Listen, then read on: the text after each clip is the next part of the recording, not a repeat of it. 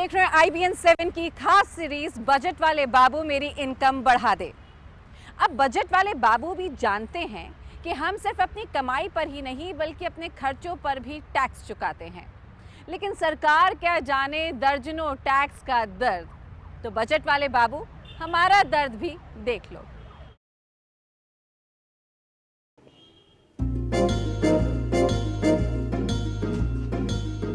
दिल्ली के भाटिया जी भी जानते हैं कि बजट वाले बाबू को देश चलाना है तो पैसा पैसा जोड़ना ही होगा, मगर उनकी मुश्किल तो ये है कि सैलरी तो बढ़ती नहीं मगर टैक्स बढ़ते चले जाते हैं। महीने के आखिर में टैक्स काटकर सैलरी हाथ आती है और महीने भर जहाँ जहाँ वो खर्च करते हैं वहाँ वहाँ टैक्स भी चुकाते हैं।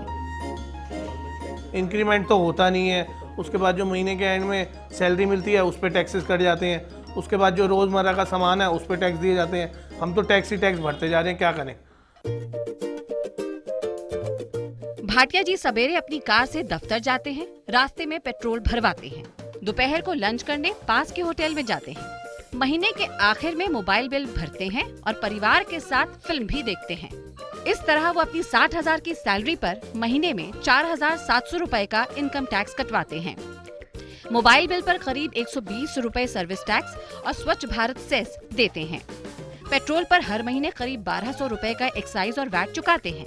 रेस्टोरेंट में खाना खाने पर हर महीने करीब 500 रुपए के सर्विस चार्ज और सर्विस टैक्स चुकाते हैं। फिल्म देखने पर हर महीने करीब 400 रुपए का एंटरटेनमेंट टैक्स चुकाते हैं। इस तरह भाटिया जी हर महीने 6,920 रुपए और साल भर में करीब 83,040 रुपए का टैक्स अदा करते हैं।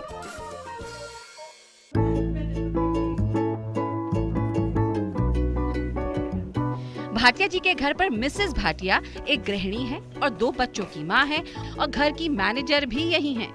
घर के खर्चों का बजट बिठाना इनके लिए वित्त मंत्री से भी कठिन काम है। घर का बजट बिठाना बहुत मुश्किल काम है, इतना मुश्किल काम है। किचन का खर्चा, बच्चों का खर्चा, बिजली, पानी और एंटरटेनमेंट कितना महंगा होता जा रहा है दिन बे दिन, और मेरे अपने पर्सनल खर्चे भी तो हैं।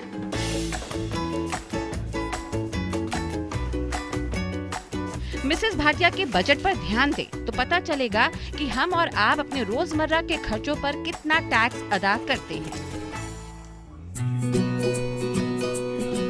मिसेस भाटिया महीने भर में इंटरनेट, केबल टीवी और मोबाइल फोन के बिल पर करीब 460 रुपए के टैक्स अदा करती हैं। वाटर और इलेक्ट्रिसिटी के बिलों पर करीब 400 रुपए सरचार्ज, सर्विस चार्ज और टैक्स हो जाता है। कपड़े, गिफ्ट्स और कई दूसरे घरेलू सामान के खर्च पर भी महीने का औसतन 200 रुपए का टैक्स होता ही है।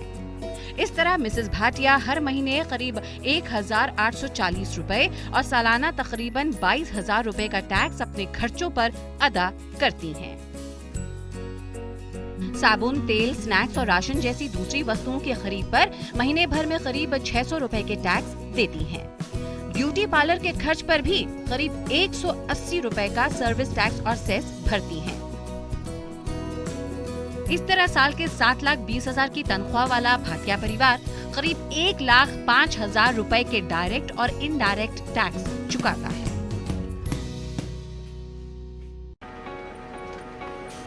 भाटिया परिवार की तरह ही हम सब अपनी रोजाना की जिंदगी में कई तरह के टैक्स भरते हैं।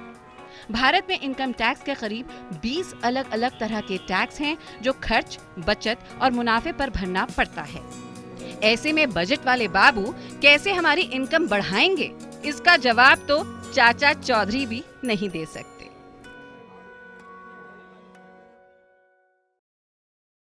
इस बार बजट वाले बाबू पर अपनी आमदनी बढ़ाने का प्रेशर है, तो इधर आम आदमी के लिए महंगाई बढ़ी है। प्रमोशन और इंक्रीमेंट ऊंट के मुंह में जीरा बराबर है। अब सरकारी बाबू के लिए तो पे कमीशन है, लेकिन हमारे पास बजट वाले बाबू सिर्फ एक एप्लीकेशन है।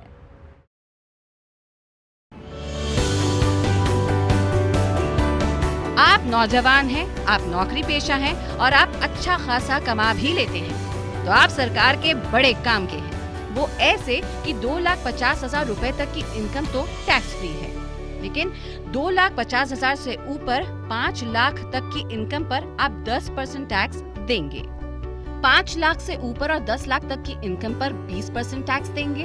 और 10 लाख से ज्यादा जो भी कमाते हैं उस पर आप सरकार को 30% का टैक्स दे रहे हैं। वित्त मंत्रालय को उम्मीद है कि साल 2015-16 के वित्त वर्ष में नौकरी पेशा लोगों और टीडीएस से उसे करीब 3,27,370 करोड़ रुपए का टैक्स मिलेगा। लेकिन आने वाले बजट में वित्त मंत्री उन्हें कोई राहत देंगे, इसकी उम्मीद थोड़ी कम की है। इसकी एक वजह है 7वें वेतन आयोग के लागू होने के बाद 1,40,000 करोड़ रुपए का अतिरिक्त सैलरी खर्च। जो हम लोगों की इन्वेस्टमेंट रिवाइवल बहुत ज़रूरी है और उसके लिए कैपिटल एक्सपेंडिचर करना, दैट इज़ वन, जो 16-17 के लिए बहुत ज़रूरी है गवर्नमेंट के आउटले में। और दूसरी चीज़ जो बड़ी इंपॉर्टेंट है वो ये है कि जो पे कमीशन की जो कमिटमेंट है, अगर इन दोनों को चीज़ों से देखा जाए और साथ में अगर जीडीपी ओवर द पीरियड जो गवर्नमेंट ने कहा है कि 3% ऑफ जीडीपी बाय 2018 अचीव करना है, और अगर हम देखें कि ओवरऑल एग्रीकल्चर की जो पॉलिसीज़ है उसको रिवाइव करना है, उसके बाद जो गवर्नमेंट के बैंकिंग स्ट्रेस की बात है, सब्सिडी में रिफॉर्म्स की बात है, रूरल इकॉनमी को रिवाइव करने की बात है, तो एक गवर्नमेंट के लिए ये चैलेंज है। लेकिन जैसा कि दुनिया उम्मीद पर कायम है, इनकम टैक्स सलाहकार कुछ राहत की उम्मीद जरूर कर रहे हैं, फिर चाहे वो इनकम टैक्स स्लैब में हो या फिर डिडक्शन में। अगर लिमिट बढ़ने की उम्मीद नहीं है तो क्या सैलरीज के लिए कि कोई सेपरेट स्लैब्स क्रिएट किए जाएं, थोड़े लोअर स्लैब्स किए जाएं, have more slabs only for salaried people, क्योंकि अगर हम उनको डिडक्शन नहीं कोई दे रहे हैं, स्टैंडर्ड डिडक्शन का स्कोप नहीं है, रेट्स में कोई चेंज करने का नहीं है, maybe we can create some more slabs. तो इस तरह के अलाउंसेस सर्टनली रिवाइज होने चाहिए, क्योंकि वो इन्फ्लेशनरी टर्म्स पे, इकोनॉमिक टर्म्स पे भी बड़े ओल्ड है and they are required to be revised. और अगर वो रिवाइज होते हैं तो सर्टनली एक सैलरीड क्लास वाले को, एक आम आदमी को इस तरह के अलाउंसेस में इंक्रीज होने से इनकम टैक्स के आउटफ्लो में सर्टनली फेवरेबली इम्पैक्ट पड़ेगा उसको। बड़ी पुरानी मांग है कि 5 लाख तक की इनकम को टैक्स फ्री कर दिया जाए। सेक्शन 80 मिलने वाली छूट का दायरा और रकम बढ़ाकर 2 लाख से 3 लाख तक कर दिया जाए। इससे मध्यम वर्गीय नौकरी पेशा तबके को बड़ी राहत मिलेगी, लेकिन सरकार के लिए ये फैसला आसान नहीं होगा। अब आम आदमी की व्यथा भी सुन लीजिए बजट वाले बाबू। हर जगह तो आप हमसे सर्विस टैक्स वसूल लेते हैं। बाहर जाकर खाना खाना हो, दवाई खरीदनी हो, ब्लड टेस्ट कराना हो, घर का रोजमर्रा का जरूरी सामान खरीदना हो, कपड़े, शॉपिंग, सर्विस टैक्स के साथ लग्जरी टैक्स, वैट, सेस, न जाने क्या क्या हम चुकाते रहते हैं।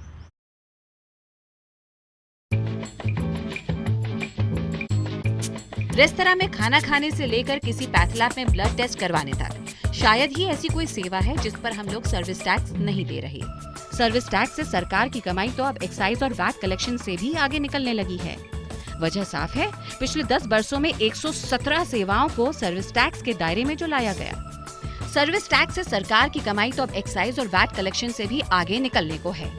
वजह साफ है, पिछले 10 वर्षों में 117 सेवाओं को सर्विस टैक्स के दायरे में जो लाया गया है।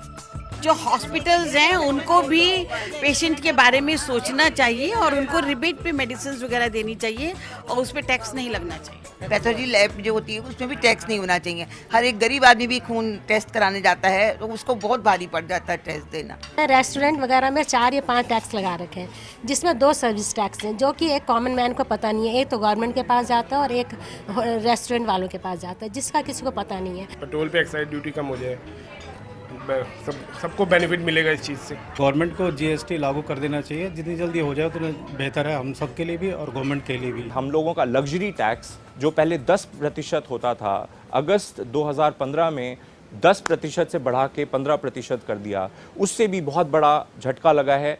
और जो टूरिस्ट्स हैं और जो गेस्ट्स हैं और जो कॉरपोरेट्स जो आज की तारीख में बहुत ज़्यादा केयरफुल हैं अपने एक्सपेंडिचर और स्पेंडिंग में, वो 5 स्टार होटल्स और जो 4 स्टार होटल्स हैं उनमें आने में थोड़ा सा उन लोगों में प्रभाव पड़ा है और वो काफ़ी नाखुश हैं इस बात से, और इट इज़ राइटफुली सो।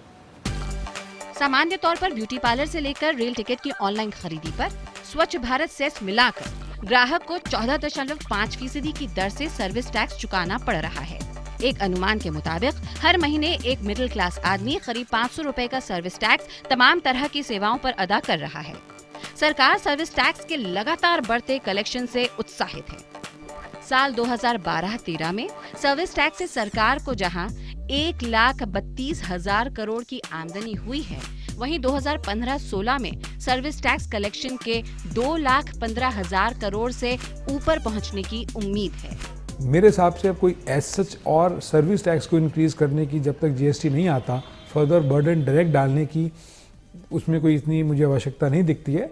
और सर्विसेज तो सब तरह की सर्विसेज ऑलरेडी सर्विस टैक्स में एम्बिट में आई चुकी हैं कि जो आज सर्विस टैक्स की लिमिट है, जो मिनिमम लिमिट है, उसको इंक्रीज किया जाए कि जिससे कि जो छोटी सर्विसेज हैं जो एक लिमिट को क्रॉस नहीं करती हैं उस पर सर्विस टैक्स नहीं लगना चाहिए, वो लिमिट जरूर बढ़नी चाहिए। बजट वाले बाबू कोई राहत देंगे, इसकी उम्मीद तो कम ही दिखती है, जबकि खबर ये है कि वो सर्विस टैक्स की दरें बढ़ाकर 16% तक कर सकते हैं। सरकार कई अन्य सेवाओं को सर्विस टैक्स के दायरे में लाने पर विचार कर रही है, लेकिन नर्सिंग होम, पैथ लैब और लाइफ इंश्योरेंस जैसी सेवाओं को सर्विस टैक्स के दायरे में रखे जाने की काफी आलोचना भी हुई है। अभी वक्त है ब्रेक का, लेकिन ब्रेक के बाद देखिए कैसे सब टैक्सों का रामबाण इलाज है जीएसटी।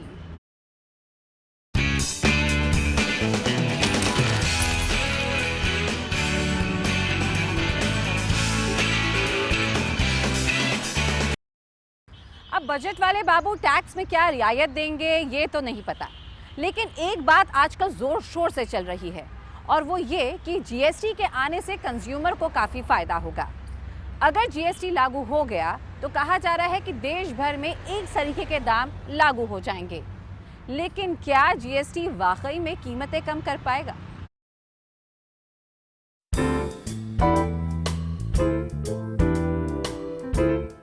किसी भी शॉपिंग मॉल में कुछ भी खरीद लीजिए, वैट से छुटकारा नहीं है। भारी से भारी डिस्काउंट के ऑफर पे भी चुपके से लिखा होता है वैट एक्स्ट्रा। भारत में उपभोक्ता वैट और सर्विस टैक्स से लेकर एक्साइज ड्यूटी तक सब कुछ चुकाता है। राज्यों के बीच चुंगी और अतिरिक्त सेस सब कुछ घुमा फिराकर ग्राहक की जेब पर ही भारी पड़ता है। ऐसे में पूरे देश में सिर्फ एक टैक्स और एक दर वाला टैक्स होगा, गुड्स एंड सर्विसेज टैक्स यानी जीएसटी।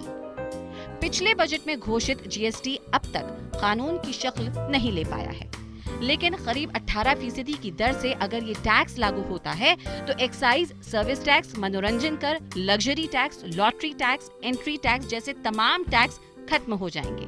आम आदमी की नजर से देखें तो जीएसटी के फायदे और कुछ हद तक नुकसान दोनों ही हैं। फायदे ये हैं कि पूरे देश में किसी भी सामान की एक ही कीमत चुकानी होगी। आज कई सारे टैक्स होने से ग्राहक कुल मिलाकर 30 से 35% टैक्स चुकाता है, वो घटकर 20 से 25% हो जाएगा। टैक्स विभाग में होने वाला भ्रष्टाचार कम होगा तो व्यापार आसान होगा। फर्जी बिलिंग से काले धन को सफेद करने के धंधे पर नियंत्रण लगेगा। बेहतर टैक्स कलेक्शन से सरकारों का राजस्व बढ़ेगा। भारत की ग्रोथ रेट में भी 1 से 1.5% की बढ़ोतरी होगी। कितने तरह के छोटे छोटे जो हैं जो टैक्सेस हैं स्टेट लेवल पे और सेंट्रल लेवल पे, उनके कंप्लाइंसेस हैं, उनके रिटर्न्स हैं, उनके क्रेडिट्स हैं, उनके रिफंड्स हैं, उसके ऊपर जो लीगल इश्यूज हैं, वो सब चीज़ें अगर एक ही में समा जाएंगी और वो जीएसटी के रूप में आएंगी तो वो आई थिंक बहुत बड़ा इंडस्ट्री के लिए भी एक हेडेक ख़त्म होगा, कंज्यूमर के लिए भी हेडेक ख़त्म होगा। आज आप जाते हैं तो कई बार हम देखते हैं कि सही तरीके से फूड में जाते हैं आप रेस्टोरेंट में खाना खाने तो सर्विस टैक्स भी लगता है, सर्विस चार्ज भी लगता है, वैट लगता है, फ्यू आइटम्स पे वैट लगता है, फ्यू आइटम्स पे सर्विस, तो कौन कैसे इसको लेवी कर रहा है? कई बार हम देखते हैं कि ठीक तरीके से लेवी नहीं किया जाता, ज़्यादा रिकवर किया जाता है। तो जो इतनी तरह की जो कॉम्प्लेक्सिटीज़ हैं जीएसटी के आने से वो सर्टेनली ख़त्म होंगी। लेकिन जीएसटी को लेकर कुछ शंकाएं भी हैं, जैसे इसके लागू होने से कुछ महंगाई बढ़ने के आसार भी हैं, क्योंकि सेवाओं पर लगने वाला 14.5% का सर्विस टैक्स खत्म होगा। इसकी जगह 18% का जीएसटी लगेगा।